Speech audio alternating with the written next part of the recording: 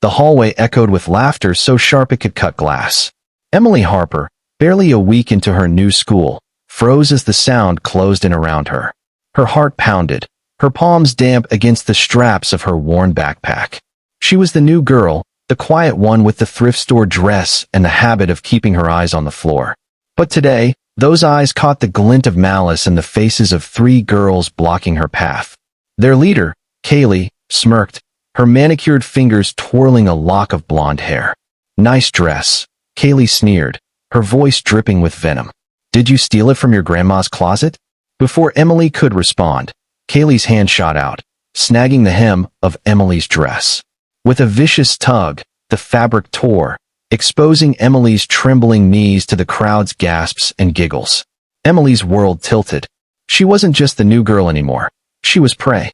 Her cheeks burned as she clutched the torn fabric, her mind screaming for escape. But something else stirred inside her, a spark she'd buried long ago under layers of shyness and fear. She wasn't just Emily Harper, the girl who hid in the shadows. She was Emily Harper, who'd spent years training in a dusty dojo, her fists learning to speak when her voice couldn't. Today, that spark ignited.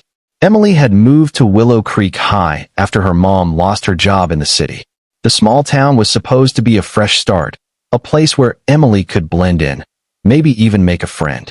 At 16, she was slight, with mousy brown hair and glasses that slid down her nose.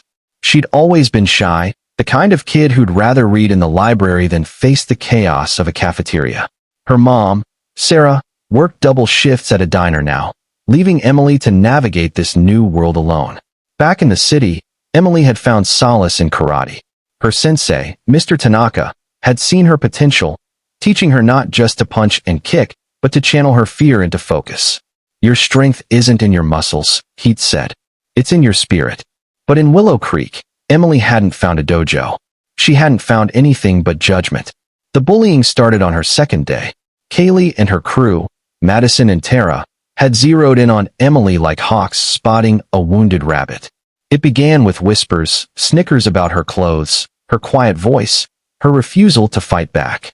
Emily tried to ignore it, to shrink smaller, hoping they'd lose interest.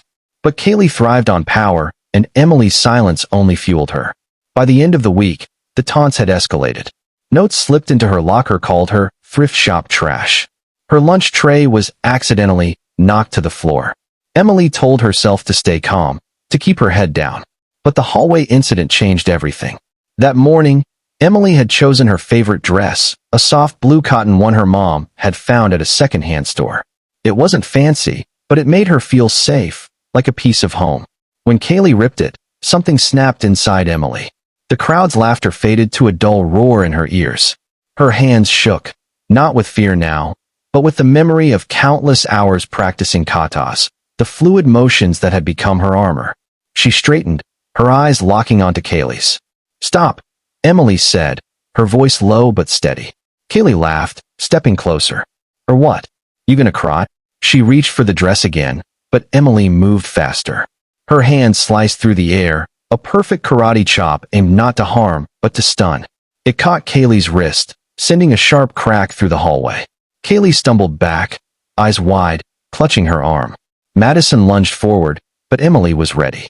A swift sidestep and another precise strike to Madison's shoulder sent her sprawling. Tara froze, her bravado evaporating as Emily stood tall, her torn dress flapping, but her stance unbreakable. The crowd went silent, the air thick with shock. Emily's breath came in short bursts. She hadn't wanted this. She'd spent years avoiding fights, knowing her training was for defense, not show.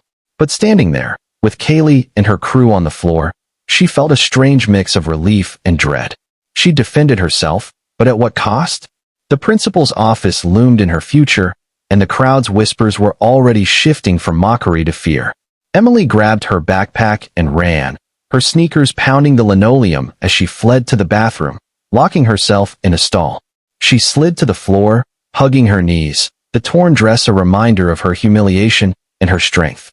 Word of the incident spread like wildfire. By lunch, Emily was a legend and a pariah. Some kids called her a hero. Others whispered she was dangerous. The principal, Mrs. Carter, called her in, her face a mask of concern and disapproval. "We have a zero-tolerance policy for fighting," she said, though her tone softened when Emily explained the bullying, the dress, the years of training she'd never meant to use. Mrs. Carter sighed. "I'll talk to Kaylee and the others, but you need to understand, actions have consequences." Emily nodded, her throat tight. She was suspended for 3 days, a punishment that felt both unfair and inevitable.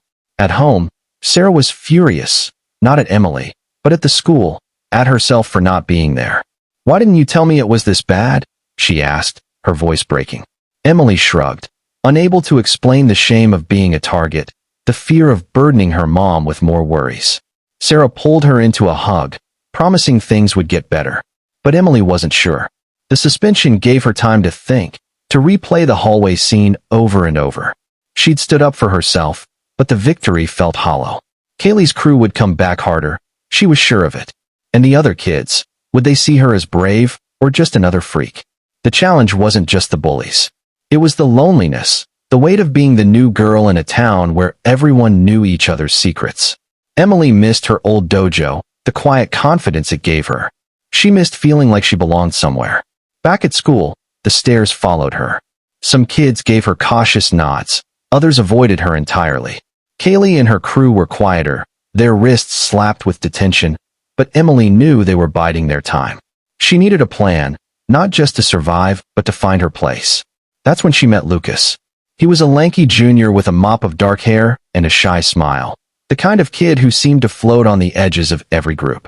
He approached her in the library, where she'd taken to hiding during lunch.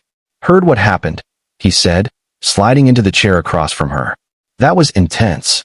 Emily braced for judgment, but Lucas's eyes were kind. "I know what it's like to be the odd one out," he admitted. "Got picked on a lot last year. Still do sometimes." He told her about the art club, a small group of misfits who met after school to draw, paint, and talk about anything but popularity. "You should come," he said. No pressure. Emily hesitated. Trusting people hadn't worked out well for her. But Lucas's sincerity chipped away at her walls. The next day, she showed up to the art club, clutching a sketchbook she hadn't opened in months. The other members, quiet, quirky kids like Mia, who loved manga, and Jamal, who painted murals, welcomed her without questions. For the first time, Emily felt a flicker of belonging. She started drawing again, her pencil tracing the lines of her old katas, the movements flowing onto paper. The club became her sanctuary, a place where she could be herself without fear. But the peace didn't last. Kaylee's crew, humiliated by their defeat, plotted revenge. They didn't dare touch Emily directly, not after the hallway, but they found subtler ways to hurt her. They spread rumors, claiming she'd attacked them unprovoked. They photoshopped her face onto embarrassing memes, passing them around the school's group chats. Emily's newfound confidence wavered. She could handle a physical fight, but this was a battle she didn't know how to win. Lucas noticed her withdrawing and confronted her after art club. "You can't let them get to you," he said. "They're just loud because they're scared of you." Emily shook her head. "I'm not a hero, Lucas. I'm just me." He grinned. "Exactly. And just you is pretty awesome."